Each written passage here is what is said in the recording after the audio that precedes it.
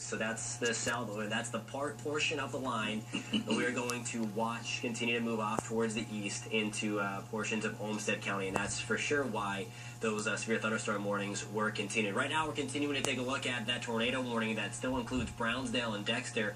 And you see that bow shape there coming out of Dexter. That's where you were showing us before, Randy, where those strongest winds were.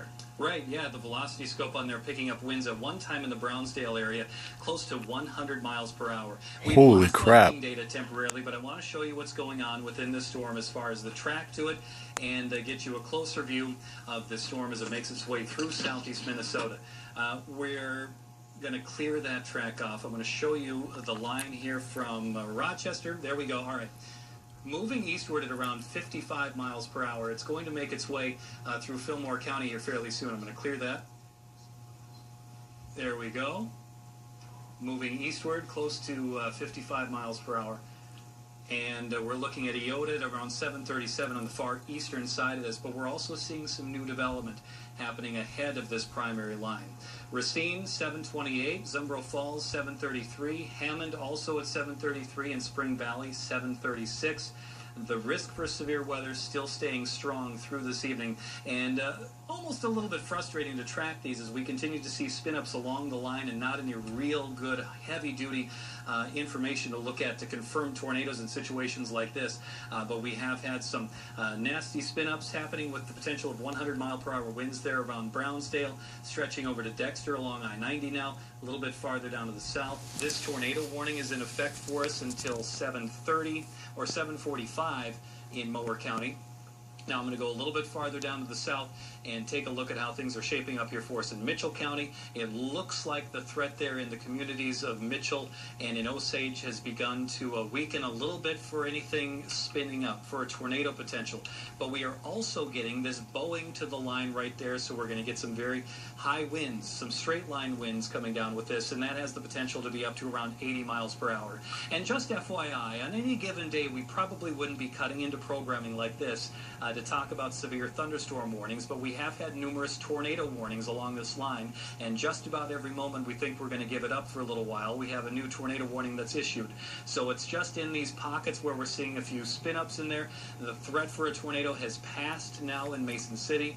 A little bit farther down to the south, we had that tornado warning in effect for Wright County and Franklin County. That's getting south of Mason City by quite a distance, but that tornado warning for Cerro Gordo County, the far southern side of it, which does not include Mason City, that expires at 7:30. That same tornado warning also in effect for Franklin County, and a little bit farther to the east. Now that one has been let go.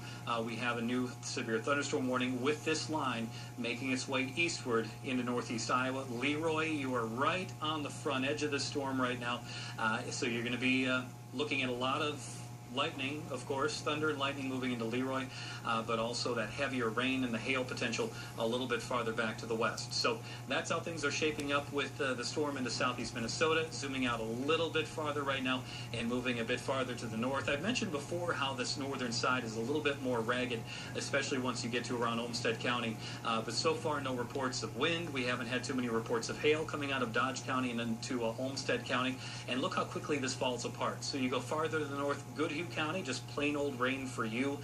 The northern fringe is some of those higher radar returns just on the far southern side of Wabasha County, and that severe thunderstorm warning in effect for Olmsted County, although at this time, as far as I can tell, we have had no confirmed severe weather in Rochester or all of Olmsted County, unless we've had a few other reports coming in. So Jonathan, anything else to report here in the last 5 or 10 minutes that I've been talking? I have not seen anything in terms of any wind damage. We did get a report from Chris on our Facebook page. 2 inches in the rain gauge just north of Dodge Center.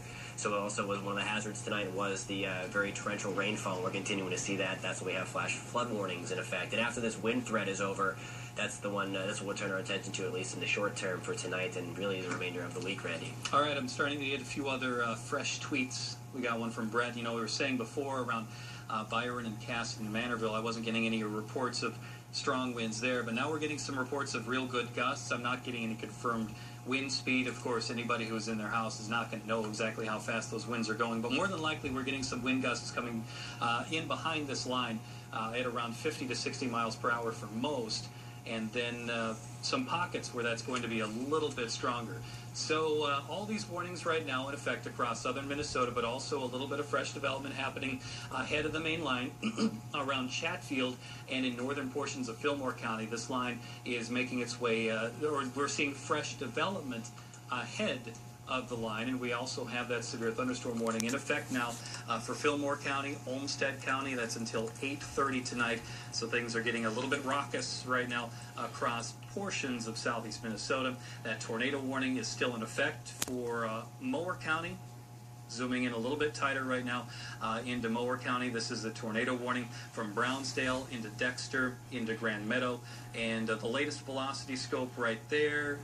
See if that's bringing up any of those confirmed stronger winds. And it looks like around and just south of I-90 is where we have some of those stronger winds coming in. So around Grand Meadow and Elkton, we'll put the ID on here and see what kind of wind speeds we're turning up here in some of the brighter greens. But winds there around 60 to maybe 70 miles per hour. And that extends a little bit farther to the west right there. But yeah, we're seeing not so much rotation any longer within this Mower County storm, but some strong winds. Jonathan, you got some damage reports for us. Nothing yet, and everything I'm seeing has been delayed about an hour, so we may not be getting anything in. I'm starting to see some things from Freeborn County now, of a shed roof ripped off in Manchester, and some trees and power lines down in just in the portions of Freeborn County. So as you're seeing here, we're getting these reports in about an hour or so late. So that just, even though we're saying there's no damage being reported, we can't see what's actually going on there. We're just going by what you guys are telling us and what we're seeing on radar. So when you can safely tweet Randy at Randy Brock or at Jonathan Kegas or at KTTC Weather. Go on our Facebook page and send us what you're seeing so we can get that message out as these lines continue getting louder reports of heavy rain from Rose Creek. Also, just more heavy rain now in the Blooming Prairie area. Also for Casson, a lot of wind in Casson as well as those storms are coming through. So thank you for all those reports on there. And again, mentioned about 2 inches from Chris, 2 inches of rain in the rain gauge in Dodge Center. So very, very heavy rain. And after this immediate wind threat passes, that will be the threat we go forward. If we can head back to radar real quick, we're still seeing that very, very strong radar signature of those of at least potential for some stronger winds there around the Grand Meadow area, and especially down further south. Now we have an extreme, very, very big box, if you will, of a severe thunderstorm warning continuing for that line. As around the Leroy area, too, we're starting to get that almost a Boeing segment there around Stacyville, heading into McIntyre and Riceville, and the portions of northern Iowa. That little bow there, Randy, is kind of a little concerning. Yeah, it is. You know, we've got the potential within that front edge from, what we're looking at there from